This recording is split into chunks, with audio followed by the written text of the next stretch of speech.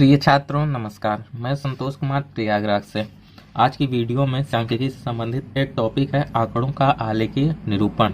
इसी टॉपिक से संबंधित एक तरीका है बारंबारता बहुभुज, यानी कि हम किसी भी आंकड़े का आलेखीय निरूपण कैसे कर सकते हैं। तो इसको 3 तरीके हैं और इसके पहले वाली वीडियो हमने पिछले 2 तरीकों के बारे में जाना, जैसे कि दंड आलेख और आयत चित्र के बारे में। सो इस वीडियो में हम बारंबारता बहुभुज के बारे में समझेंगे। अगर आप उन पुरानी वीडियो को देखना चाहते हैं तो एक बार आई बटन को जरूर चेक कर लेना। वीडियो शुरू करने से पहले सब्सक्राइब कीजिए ऑक्सी कोचिंग यूट्यूब चैनल को और बेल आइकन को ऑल पे कीजिए, जिससे फ्यूचर में कोई वीडियो आप मिस ना करो। अगर आपने पहले से ही सब्सक्राइब कर रखा है तो थैंक यू वेरी मच। देखो स्टूडेंट, ये जो बारंबारता बहुभुज है इसे हम 2 तरीके से बना सकते हैं। मान लो आपके पास एक सारणी है, उस सारणी का आप क्या करो कि पहले एक आयत चित्र बना लो और इसके बाद आप बारंबारता बहुभुज बना सकते हो, या फिर डायरेक्ट आप बारंबारता बहुभुज ही बना लो।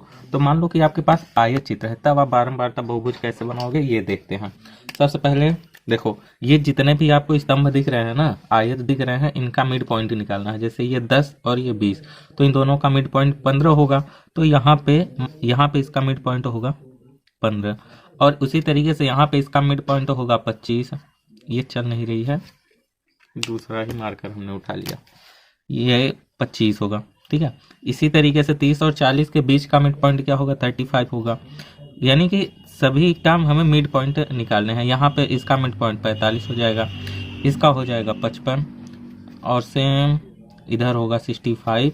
बस इतना ही मिड पॉइंट होगा। इन सभी का हम एक नाम भी दे देते हैं, जैसे कि ए, बी, इस पॉइंट का सी, डी और ई और एफ, ये पॉइंट का नाम दे। बस इतना ही आपको काम करना है। अब जैसे कि यहाँ पे देखो, आपको एक सीरीज मिले, देखो 35, 25, 15, और इसके पहले क्या आएगा, 5 आएगा। जाहिर सी बात है, इधर 25 से 10 घटाए 15, 15 से 10 घटाएंगे तो 5, तो 5 0 से 10 के बीच में ही होगा। तो इसे भी हम एक नाम दे देते हैं। एफ के बाद आता है जी इधर हम दे देंगे, इधर हम नाम इसे दे देते हैं यच। और सेम इसी तरीके से एक स्टेप, यानी कि जहां से आपका स्टार्ट हो वहां से एक स्टेप आपको पीछे और एक स्टेप आगे तक लेके जाना है। देखो 55, 65 और इसके आगे क्या आएगा, मिड पॉइंट 75 आएगा। 70 से 80 के बीच का मिड पॉइंट 75, तो ये पॉइंट हो गया 75, और इसे हम मान लेते हैं ई एफ जी, ठीक है। अब सभी पॉइंट को आप मिला दो, आपका बारंबारता बहुभुज तैयार है। देखो यच को मिलाया यच को ए से मिलाया, पुनः ए को बी से मिलाया, पुनः बी को सी से मिलाया, ये जो पॉइंट सी है यानी कि 35 से मिलाया, पुनः 35 को ई से मिलाया। ओ सॉरी देखो बहुत बड़ी गलती, ये 35 को हमें 45 को मिलाना होगा। 35 के बाद वाले को हम डायरेक्ट नहीं मिला सकते। अगर डायरेक्ट ये नहीं कि यहाँ से आप यहाँ मिला दो, जो कि हमने अभी देखो मिस्टेक कर दी। अब 45 से हम क्या कहते हैं, ये डी को मतलब 55 को मिला देंगे, ठीक है। यहाँ 35 से डायरेक्ट 55 कैसे जाएगा, फिर 55 को 65 से मिला दो और पुनः 65 को इस जी से मिला दो। तो ये आपका बारंबारता बहुभुज बनके तैयार है। तो देखो आपको एक रेखा मिली है, कौन सी, ये वाली रेखा, हाईलाइट कर दें, ये वाली रेखा। तो यही रेखा जो है आपकी बारंबारता बहुभुज कहलाएगी, ठीक है। अगर आपके पास आयत चित्र वाला बना हुआ है तब तो आप इस तरीके से कुछ बना सकते हो। अभी मान लो कि आपको डायरेक्ट एक सारणी ही दे दी गई है कुछ इस तरीके से, तो सारणी सिर्फ आपको इतनी ही दी गई है, बाकी इधर आपको कुछ क्रियाएं करनी पड़ेगी, जो कि हम आपको बता रहे हैं। मान लो कि ये सारणी है, इधर वर्ग अंतराल और ये बारंबारता। अभी इसका हमें आयत चित्र बनाना है, सॉरी बारंबारता बहुभुज बनाना है। तो आप क्या कर सकते हो, पहले आप उसका आयत चित्र बना लो और फिर उसका बारंबारता बहुभुज, या फिर आप डायरेक्ट भी बारंबारता बहुभुज बना सकते हो कुछ इस तरीके से। तो सर्वप्रथम आपको जो सारणी दी गई है उसमें आपको ये 3 चीजों को चेक करना है। पहले वर्ग की चौड़ाई, उसके बाद वर्ग चिन्ह, उसके बाद वर्ग की लंबाई। सर्वप्रथम चौड़ाई देखेंगे, तो चौड़ाई निकालने के लिए अधिकतम मान से, देखो इसका वर्ग 140 150 है, तो अधिकतम में से न्यूनतम को घटा दो। 150 में से 110 को घटाएंगे तो 10 ही आएगा, ठीक है। 140 को घटाते तो उसी तरीके से 160 से अगर 150 को घटा रहे हैं तब भी 10 ही आएगा। यानी कि इस सारणी में अगर सभी का वर्ग की अगर चौड़ाई देखें तो 10 ही आ रहा है। इधर 200 से 190 के घटाए तो 10 ही आ रहा है। मान लो कि अगर बराबर न आता तो क्या करना होता, तो भाई इसके लिए हमने आपको आयत चित्र वाले वीडियो में बता रखा है, तो आप वहां पे एक बार देख लेना। तो अब इसके बाद वर्ग क्या, चिन्ह है, आप देख लो वर्ग चिन्ह आप कैसे देखोगे, इन दोनों को जोड़ के मतलब न्यूनतम और अधिकतम दोनों को प्लस करके आप 2 से डिवाइड कर दो तो वर्ग चिन्ह आपका सामने है।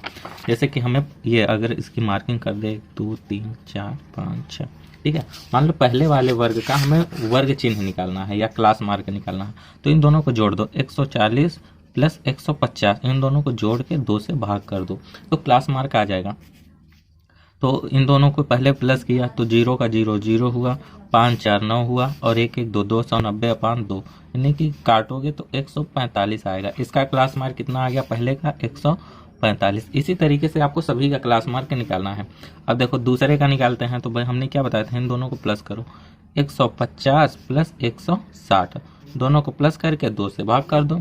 तो इसका अगर करोगे तो 0 का 0, 6 5 11 का 1 और 1 1 2 1 3 310/2। जब इसे हम काटेंगे तो 155 आएगा। इसका दूसरे का क्या निकल के आ गया 155, ठीक है। अब आप कुछ इस तरीके से भी निकाल सकते हो, अगर वर्ग की चौड़ाई समान है तो इसकी भी एक आपको क्या मिल जाएगी, सीरीज मिल जाएगी 145 155। उसके बाद क्या आएगा, या फिर ये भी देख सकते हो 160 और 170, इन दोनों का मध्य बिंदु क्या है, 165 ही होगा, 165 170 से 180 इन दोनों का मध्य बिंदु 175 होगा। वही जो मध्य बिंदु होगा उसी को वर्ग चिन्ह कहते हैं, ठीक है। तो नेक्स्ट का 185 और इसका 195, वर्ग चिन्ह निकाल लिया। अब वर्ग की लंबाई निकाल लेते हैं। तो देखो अगर वर्ग की चौड़ाई सभी में समान है तो जो वर्ग की लंबाई या फिर क्लास की जो लंबाई होगी वो बारंबारता ही उसकी लंबाई का काम करेगा। जो बारंबारता है, देखो इसकी बारंबारता 10 थी तो 10, इसकी 20 थी तो 20, 9 थी तो 9, 6 2, यानी कि इतना काम आपको फिलहाल आपकी सारणी में ही करना है। आपको मैं फिर से बता दूं कि जो वर्ग की लंबाई है ये वर्ग की चौड़ाई के ऊपर निर्भर करती है। अगर चौड़ाई समान है तो बारंबारता ही लंबाई होगी, अगर चौड़ाई समान नहीं है तो हमें निकालना पड़ेगा, ठीक है। और कैसे निकालते हैं आगे चित्र वाली वीडियो में बता रखा है, तो आप आई बटन पर एक बार क्लिक करके उस वीडियो को जरूर देख लेना, ठीक है। इतना आप कर लोगे ना, फिर आते हैं अब आपको एक सिंपल पेपर लेना है और इस पर आपको सारणी कुछ बनानी है। सर्वप्रथम आपको एक्स और वाई दो अच्छे कुछ इस तरीके से बनाने, ये 0 हुआ।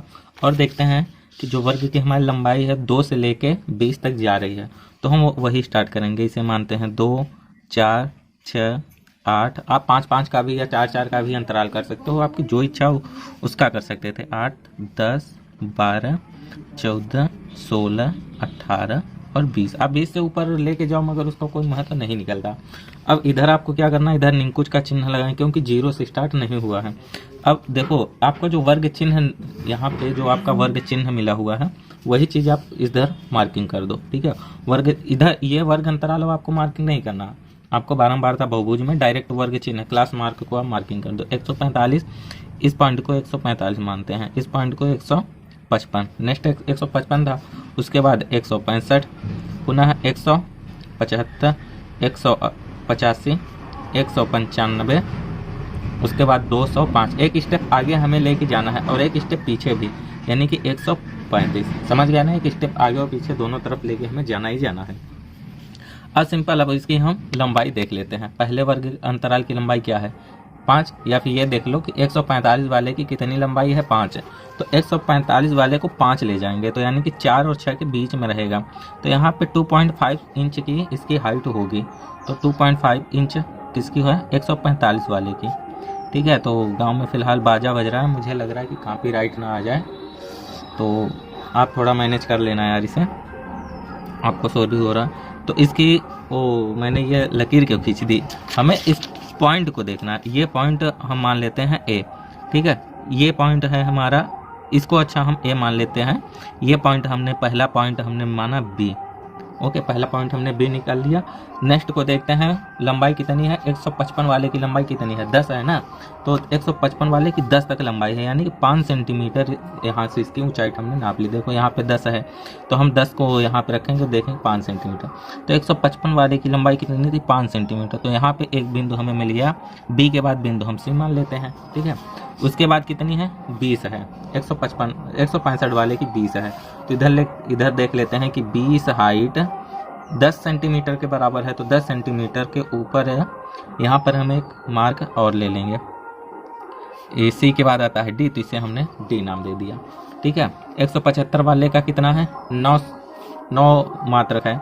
तो देखते हैं 9 मात्रक कहाँ होगा, 8 से 10 के बीच में होगा, यानी 4.5 सेंटीमीटर इधर हमने मार्किंग किया है। ठीक है, आपकी मार्किंग के अनुसार आप देख लेना। तो हम देखते हैं कि 175 वाले की हाइट कितनी है, 4.5 है, तो ये 4.5 होगा। ठीक है, तो ये पॉइंट हमें मिल गया, CD, इस पॉइंट का नाम E। आगे 185 वाले की हाइट कितनी है, 6 है, तो यानी 3 सेंटीमीटर। तो 185 वाले को हम 3 सेंटीमीटर हाइट में मार्किंग कर लेते हैं। ये पॉइंट मिला, इसे मानते हैं F। उसके बाद 195 वाले का 2 है। ठीक है, तो 1 सेंटीमीटर है, 2 यहाँ पे है, नाप लिया, 0 से 2 की हाइट 1 सेंटीमीटर इधर है, तो 195 वाले को 1 सेंटीमीटर हाइट पर हम वही पॉइंट निकाल लेते हैं। F के बाद आता है G, तो इसे मान लिया G, और एक स्टेप आगे भी इसे हम मान लेते हैं H। यानी कि आप B से हमने स्टार्ट किया मार्किंग करना और H तक ले गए। अब सभी को मिला दो, A को मिला दो B से, ठीक है, B को मिला देते हैं C वाले बिंदु से, C को मिला देते हैं D, इधर D था, हाँ, D से मिला दिया, पुनः D को मिला दिया E से, फिर E को मिला दो F से, F को मिला देते हैं G से, G को फिर मिला देंगे H से। तो ये आपको जो भी आलेख प्राप्त होगा यही बारंबारता बहुभुज है। इस तरीके से अगर आप कुछ बनाओगे तो आपका बारंबारता बहुभुज का भी गलत नहीं होगा। आई होप कि वीडियो में दी जानकारी आपको क्लियर है और समझ में आई होगी। अगर कहीं पे भी समझने में प्रॉब्लम हुई है तो कमेंट बॉक्स में जरूर बताना। हाँ, मैं से संबंधित अगर आपका कोई टॉपिक है तो एक बार टेलीग्राम पे आके जरूर पूछ लेना, और इस वीडियो से संबंधित और वीडियो देखने के लिए आई बटन को एक बार जरूर चेक कर लेना। सो बस इतना ही था इस वीडियो में, करते हैं वीडियो को समाप्त। मिलते हैं नेक्स्ट वीडियो में, तब तक के लिए बाय बाय।